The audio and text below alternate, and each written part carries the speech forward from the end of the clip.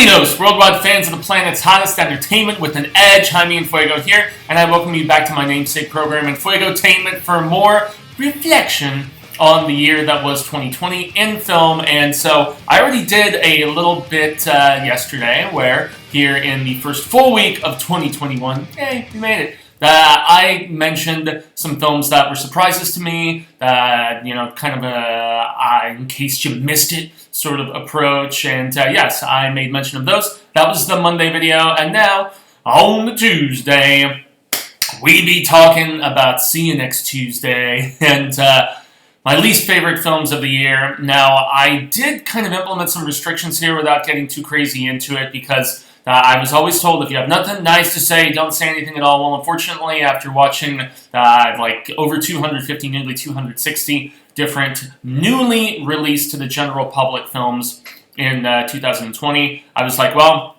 I'm going to be brief, but I still have to at least lament the stuff that was the most craptastical. So, for that reason, I went primarily, and pretty much for the entirety of it, the stipulation was that they had to be like bigger releases and also non-festival releases, because I did see during both Chattanooga and Phoenix Film Festival, when we finally got around to seeing it, there was some stuff, and so just for those dishonorable mentions, I guess you would call them, yes, at like Phoenix Film Festival, I saw stuff like The Immortal Jellyfish with Fire Piss, where it was trying its damnedest to be kind of like Coen-esque brothers, and it just didn't work for me. And then there were a couple really, really disappointingly bad dystopian efforts, A Living Dog and A Ferrell World, although I kind of enjoyed A Ferrell World at least a little bit better, because the other one was trying to do kind of a Quiet Place thing, and I know it was a labor of love, and so that's why I'm going to be very brief with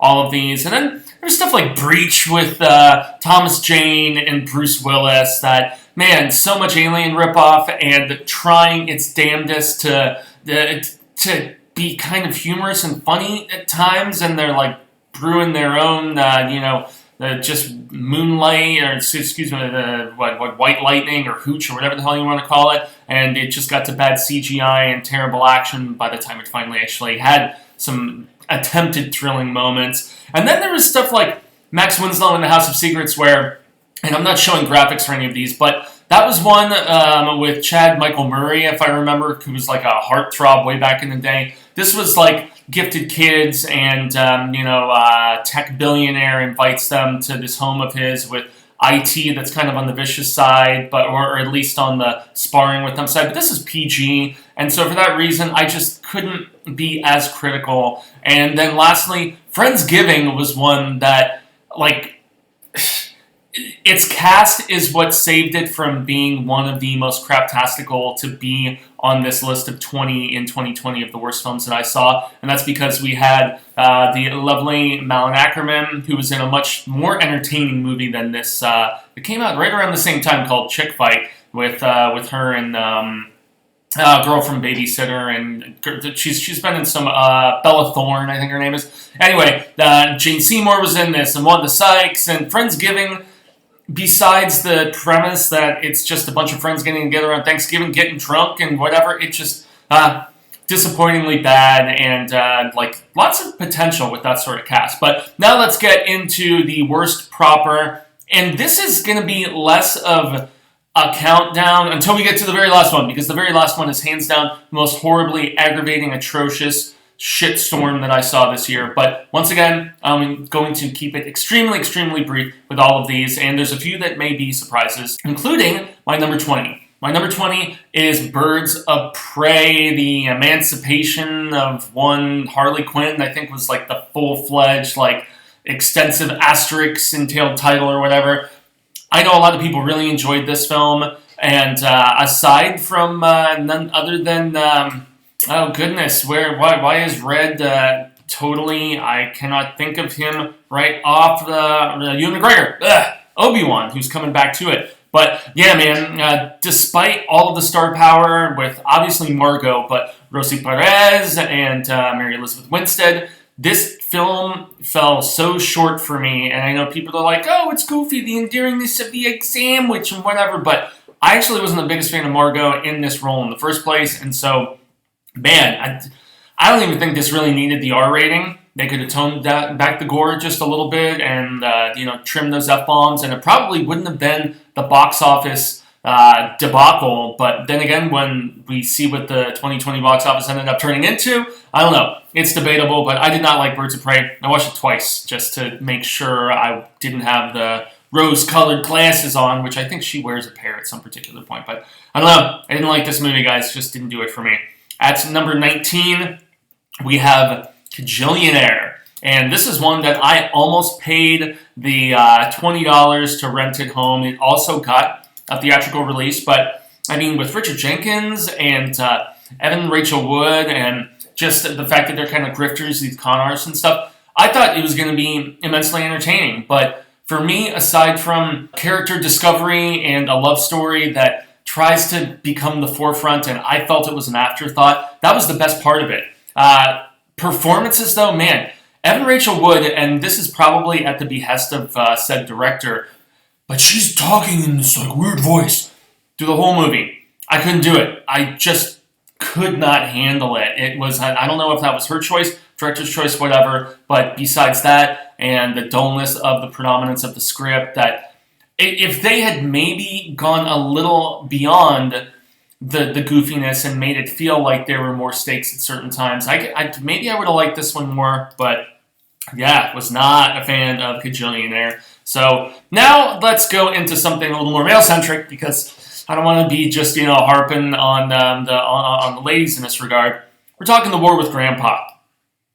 I don't know if they thought this was going to appeal to like the Home Alone audience or something, but this movie, wow, it's another one that braved the theaters this year. I think it came out in like September, October, somewhere around there, but you got Robert De Niro. You have the lovely Uma Thurman, who is, possessed of acting prowess far beyond her appearance. You've got Cheech Marin, Christopher Walken. I mean, there's so many different people in this movie. And yet, the back and forth of, Grandpa, who has to move in. It's not like, I don't know. It's very much made for kids. And yet, I don't even know how many kids would really enjoy this film. So there you have it. Once again, trying to keep it incredibly brief. And I'm going to jump into another kids movie here at number 17, I believe we're at. And that is Come Away. Come Away was one that it was originally supposed to be theatrical, and then it just, it sputtered, and it ended up getting a PVOD based on, just the circumstances of this past year. But I was really curious about this one because from the trailers, I'm like, awesome. We are putting a flip on the whiteness of Alice in Wonderland and Peter Pan that we have always had. We're melding it together, and with the directing prowess, or so I thought, from none other than Brenda. I'm trying to remember Brenda Chapman, and so she had. I think this was her first live action, if I'm not mistaken. So she did Brave, which was amazing. Prince of Egypt for Universal way back in the 90s that I thought was also spectacular. And so I had high hopes for this. It looked like it had fairly decent-sized budget as well. Star power like Angelina Jolie involved. And we have some kind of endearing performances from our two main kids who they lose an older sibling. And, he's like going off to school, and then some other stuff happens and whatnot. And, so there is an essence of trauma, but it's really just big and bold in appearance, but just bland and boring in its script, in its execution. I think I wanted something a little more fantastical. It was nice that there was this imagination aspect without really spoiling stuff, but boy, it was Come Away. It was just a massive mess. Yet with the animated background, maybe Brenda goes back to that. Not 100% sure. But next up, we have a smaller indie, but one that had star power. It's none other than Lost Girls and Love Hotels. And this was a weird, just direct to VOD, and I think I rented it at Redbox, if I'm not mistaken. But Alexandria Daddario, who was seen in the much more enjoyable but still not good We Summon the Darkness. That's another thing I have to mention here with this Worst of the Year. We already did a Worst of the Year for the horror show, my main YouTube channel, where we cover all genre and spectacular and whatnot. And so for that reason, if it veered more so into action or comedy or drama or whatever else, it's kind of I don't know. It was probably already talked about on that countdown and the stuff that, spectacular there. Other stuff that is more prevalent with non-scary here. So, yeah, this was if you want to basically see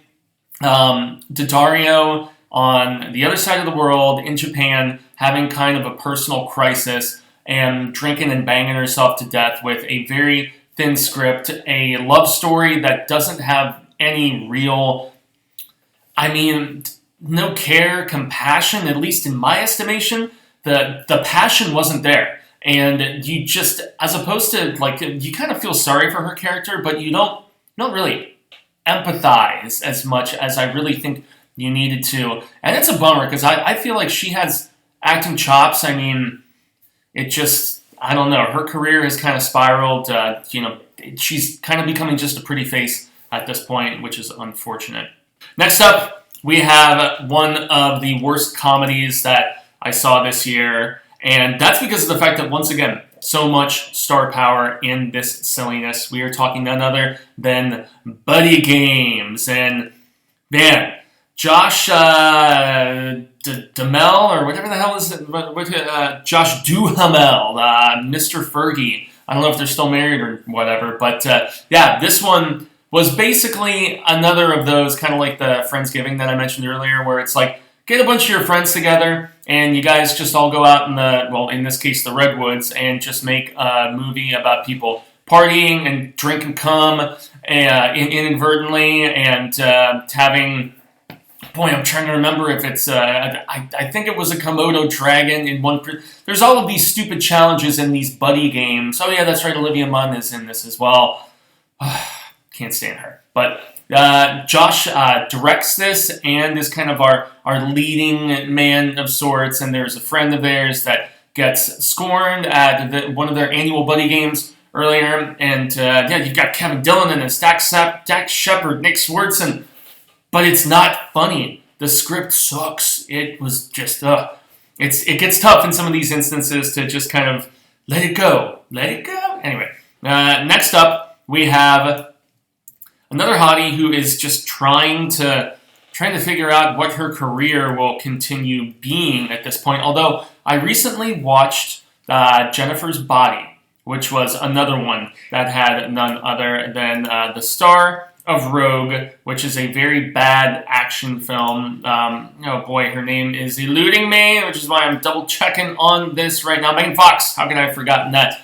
Well, because I tried so hard to forget her Transformers work and various other things. But Jennifer's Body's good.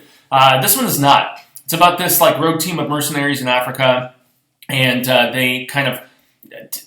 There is a escaped tiger trying to protect young, and it's some of the worst CGI that I've ever seen. The best surprise in this film is actually a scene where they're trying to cross a bit of water with these women that are like sex slaves of sorts that they've rescued. And there's a surprise kill that we get there. It's the best scene in the entire movie. Nothing else is compelling in any way, shape, or form. This movie stunk, and I guess maybe you could have stretched it to have been covered on the horror show, but I felt that this film was more so of the action variety, and so for that reason, just watch The Ghost in the Darkness instead. That's all I got to say there.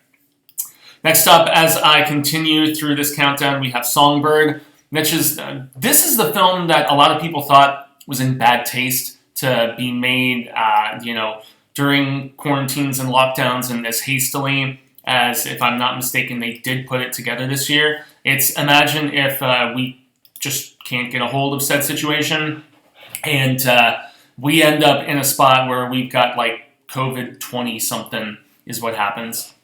Got this guy who's like a courier who's immune to it, but we're talking full-on police state. And the thing was, the dystopian look of the film was actually not too bad at times. There was no genuine dread and thrill to the proceedings, at least in my estimation. The script felt very hastily put together. And once again, you're going to see a running trend here as I continue along, that star power, despite having, Daddario's in this too. God, I forgot about that. Craig Robinson, I think, is in this as well. But really, the only bright spot of this film is in a minor role, Demi Moore. Everything else got Songbird, and this was another that got a theatrical release, I think, but also was on premium VOD. Don't bother, y'all. Do not bother. we continue along with, oh boy, I have to just do a little switcheroo really, really quick here because I think one of these is actually better than the other. So we are talking about none other than the Postcard Killings. And this is a film with Jeffrey Dean Morgan and with Funke Johnson, and their daughter is murdered in Europe, and he's a detective. And the thing about this movie is that sometimes a third act can destroy the entire proceedings of the first two. And that's what happens in this movie. Because of the fact that you have an intriguing setup with a serial killer or killers, who knows, that are mimicking famous pieces of art. And they're going all across Europe, and it's usually, like tourists that are staying at like hostels and just touring Europe, the sort of backpackers that want to see all the different, just countries and various beautiful areas and whatnot. But something that happens in the third act that I can't spoil when you find out what the killer situation is, and the motivation, and the connection. Blah! God, this movie was just oh so wretched. Then we've got another one here, which had a leading man that I really enjoy still, and yet he was also in Breach earlier this year that I mentioned. And Breach was not far off from the quality of this one, but this was even worse because at least some people die in Breach. But in Survive the Night, with none other than Mr. Brucey Willis. Yes, Survive the Night is about father, played by Bruce McLean himself, and his estranged son. And essentially, there are a couple robbers that end up in the house with them, holding his family hostage. So it's kind of that home invasion sort of situation. And well shot, decently acted, but a script with donuts for steaks. Nothing. I will at least spoil in this that, I guess I shouldn't. The body count, the disparity was what, and when you have such a small cast, what can you do? I could continue just picking this one apart, but I have to just leave it at that. Survive the Night, another one that I got on Redbox, and I think this was another Chad Michael Murray, if I remember correctly. Yeah, he's very similar to Bruce on the VOD circuit right now, man. So what are you going to do there? But a film that was even worse for me was a film that has been just languishing around for quite a while. It's called An Imperfect Murder. Now, there is a great film, Michael Douglas, Viggo Mortensen, Gwyneth Paltrow, called A Perfect Murder, which is a remake of Dial M for Murder, and I love that movie. Don't get it confused with An Imperfect Murder, because, wow, dude, this movie, and there's people in this one too. You've got Sienna Miller, you've got Alec Baldwin, I believe Charles Grodin's even in this playing Sienna Miller's father. But this movie, man, which I think was at one point called The Private Life of a Modern Woman, this originally, I believe, was on the festival circuit back in 2017, directed by James Toback. And Toback actually has does he actually have anything that good on the directorial side? Nah, I don't think so. As I'm looking here at the letterbox and just recalling Harvard Man, When Will I Be Loved, like kind of these bad female-centric movies. And I think Bobak is actually in the film, if I remember, and he's got a few specific scenes with Sienna Miller. But she's this actress who's kind of on the down and outs, and there's a murder that takes place that she's connected with. Alec Baldwin is investigating her. But once again, some of the worst editing and dialogue and acting I saw the entire year. I don't want to talk about it at this particular point. That's the one thing that makes... There's some people who like the hate parade, and yet I'm not so into it, man. I'm really, really not. So let's just continue speeding along here. And this is another one that actually a lot of people enjoyed. I hated Eurovision. Man, I did not laugh aside from Dan Stevens. Dan Stevens was he was the shining light in this movie. His character is very amusing, but he steals his scenes, but he's only in a couple scenes in the whole movie. Will Ferrell is so hit and miss for me at this particular point. His schlock just, man, and I loved Old School, and even later getting into Step Brothers and everybody, Talladega and whatever else. But man, the Holmes and Watson and this, I actually really liked when he was segueing into drama for a hot minute there with Melinda and Melinda and Everything Must Go and Stranger Than Fiction and stuff like that. I would like to see Will Ferrell pull more of a Jim Carrey, but he's kind of like Adam Sandler in that regard, where he knows what his bread and butter is, where he'll make the money, and then occasionally he takes the more dramatic-centric role that he knows he has the capability to crush in. And again, you got to pay the bills, man. You really, really do. So, as we get closer to the end, I got to say Scoob, the 3D version of it that they just put out, it was for kids. I know it was for kids, and maybe I should have just put it higher, but this isn't really a countdown, which is why, as you guys saw, I was doing numbers at first, and then as I speed through this, I'm like, wait a minute. I wasn't supposed to be doing numbers until the very end, which is the most horrible movie I've watched all year, and we'll get to it very shortly. But, yeah, Scoob just did not...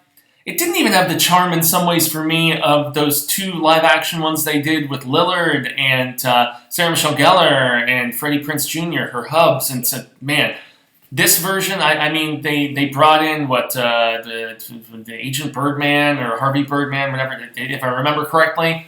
Maybe I'm totally wrong and getting Hanna-Barbera characters or whatever mixed around, and for that reason, but I've never even been the biggest ScoobyDoo person in general. I mean, I watched some of the animated relaunches that they did, and I actually like the Halloween one that they did recently that Elvira was in and whatnot, but this 3D version, aside from the stuff where Scoobs and Shag are kids, which is early on, and you see them meeting and stuff, I think that was in the trailer, though, but yeah, everything else, bad.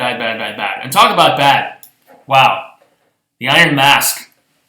This is a Russian and Chinese co-production that, in a lot of ways, has very little to do with the Man in the Iron Mask. It goes all over the place. You can tell they spent money on this, but yet they were trying to appeal to 2 very drastically, despondently different audiences. And you've got star power of like Jackie Chan and Arnold Schwarzenegger, both of which are wearing hilarious wigs, and as I was watching the utter ridiculousness of this movie pan out, I was legit like, is this real life? This movie exists, and if you really need to just watch the train wreck that it is, that maybe performed well in some international circles, I think it's at Redbox for like less than $2 in most areas. So, continuing on, we have a film that I actually was even less entertained by than the Eurovision. And that's another Will Ferrell, Downhill. You made it 2 for 2, dude. I don't know if he had another movie this year, but those are the 2 that I checked out. And I was curious about Downhill being a remake of a European, just kind of, I guess, dark comedy is what you would say. Julia Louis-Dreyfus, Will Ferrell. They are a couple that is at their wits' end. They've got these 2 kind of bastardly kids that they're raising. But Will Ferrell does something early in the movie, which is honestly the biggest and most compelling moment. There's an avalanche that happens, hence the downhillishness, when they're on this vacation in the Alps, and his reaction sets some stuff in motion for making, I mean, his relationship with the family already wasn't that good, but the thing is that this movie was just such a downer, and even when they're trying to be like that sort of funny, uncomfortable, I mean, you really have to... It's tough to straddle the line with a dramatic comedy, with that dark comedy, with the dramedy, as they call it, because you have to be able to have the dramatic points hit and the comedic points hit. And when you don't blend it effectively enough, or the script is just kind of ho-hum like this one was, it almost alienates both sides, and it's like canceling each other out. So that's the way I felt about Downhill. I couldn't stand that movie, I even found a little bit more to enjoy with our next film, Artemis Fowl. And the reason it's not really a little higher since we're just crushing through all of these terrible films, but there was, at least from a visual standpoint, some stuff that there's some really bad CGI in this, including some stuff that has to deal with Josh Gad's ass. But this film was so batshit crazy, ridiculous. Dang, Judi Dench, what happened, man? But yet based on some premises, as I read up on Wikipedia about the novels that this was based on, they were really hoping for a franchise. Nope. And if I remember correctly, I think even Kenneth Branagh directed this. I almost feel like I need to double check, but I don't want to take up any more of your time or my own time. just, pissing on these films for how just rough and wretched they were, but I have to double check because Kenneth Branagh, and that guy can direct too, but boy, I heard some studio meddling was associated with this as well. Who knows, guys, but let's get into another, and this is actually the last big budget that we have. Robert Downey Jr., Dolittle, man. Holy hell. This is very much in the Artemis Fowl territory, where initially you're like, this could be okay, and it was more so with Artemis Fowl because of the fact that you were like, oh, okay, it's a beloved book series, but yet they're changing a lot of stuff significantly. Dolittle had a lot of interesting voice talent. I mean, I think Rami Malek at one. I know John Cena, various others. Emma Thompson. I had to bring it up real quick. Camille Nanjiani, Michael Sheen. I mean, this movie is just, it's weird. It's weird in the fact that it starts a lot more emotional than I was anticipating with some stuff that goes down with Doolittle's wife, but then everything afterwards, and even when they try to tone it from the goofiness and get back to the seriousness, and there's some stuff late in the film about teamwork and about dude, this film is just crazy in the worst possible way. Although I think the burden of expectation for craptasticness maybe made me not hate it as much. And a lot of these I actually reviewed here on the channel in a weird year where I was just trying to find things to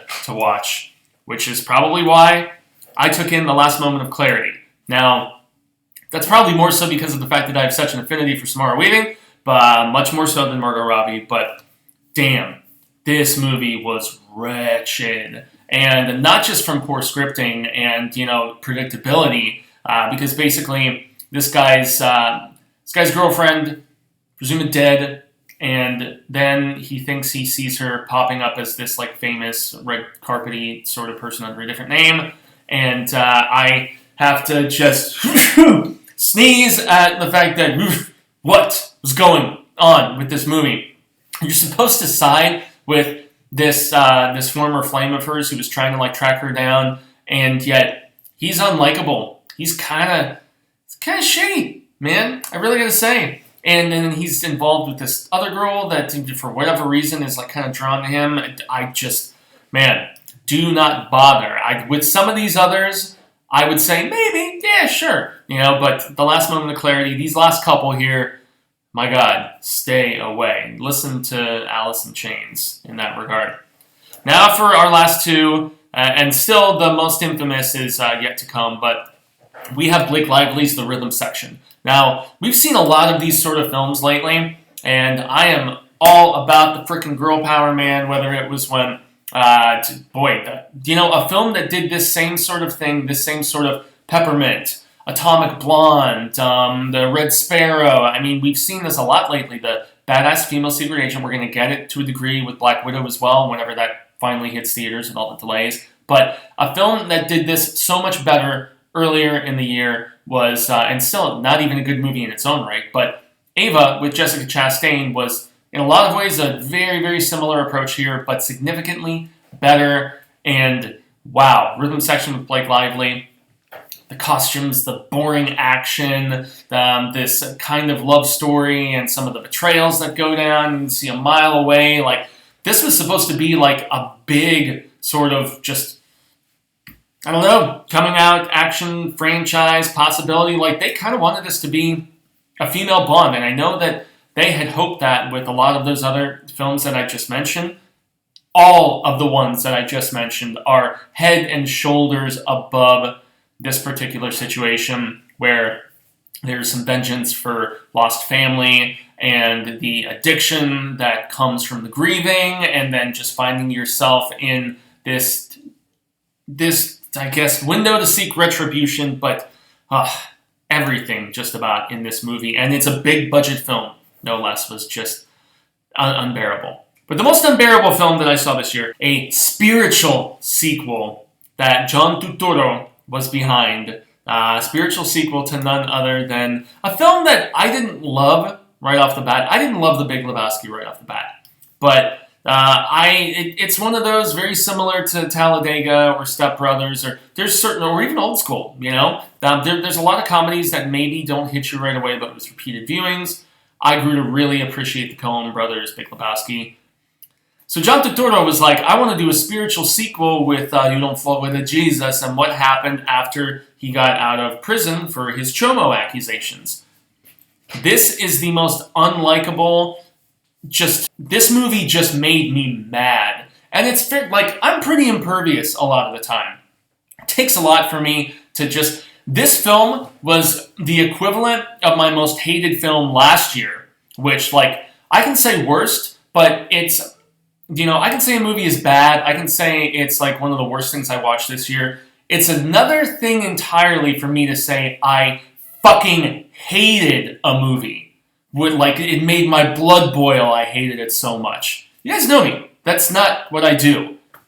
I hated the Jesus Rolls. I despise this movie because, very similar to Beach Bum last year, it's a absolutely deplorable character who you are supposed to like and root for, who just goes around doing the shittiest things to people. Basically, Turturro gets out of prison and he just goes around robbing and screwing and just being the most schmucktastic fucktard you can think of. And it's apparently based on a French film from the 60s, which is what he at least used as a springboard. But, dude, I mean, if the only thing that I can say about it is that Turturro actually kind of has an eye for directing, and I know he's done a few things before, but when the acting and the story just make you mad. Hey, art is subjective, as I constantly contend on this channel, but if you enjoy the Jesus Rolls, I really wonder what's going on, what kind of person you are. So, hey, if you liked it, to each your own. I would crap on that film. It was so awful. So anyway, guys, that's about the extent of it. I've been Jaime En Fuego. You can find me on all social media sectors like Twitter, Instagram, Facebook, here on YouTube, and also on Letterboxd, where there are lists of every new release film that I watched in 2018, 2019, and this past year that we're very thankful is over in 2020. And yes, like, share, subscribe on this video. Means a heck of a lot. If you like spectacular stuff, definitely go and check out youtube.com/The Horror Show channel. As I always like to mention, we did a worst of the year over there, which was relegated to only 6. I upped it to 20. That's right. And tomorrow, I'm going to be dropping my best of the year. And then after that, it's going to be my most anticipated of the following year. And I've got those lists all primed, propped, ready to roll. Just don't roll with the Jesus, man. For the love of God. So I've been Fuego. Y'all have been Rad Status. If you made it this far, I commend you for dealing with me and with even the brief discussion about all these horrible films. So, yes, everybody, until the Reel of Ka comes around once more, hasta luego, cinemigos, constant readers in some cases, but here, viewers, say thank you. I hope we share more of this film palaver sooner rather than later. And until then, remember to stay home still and watch more movies. Stream that shizzle, y'all.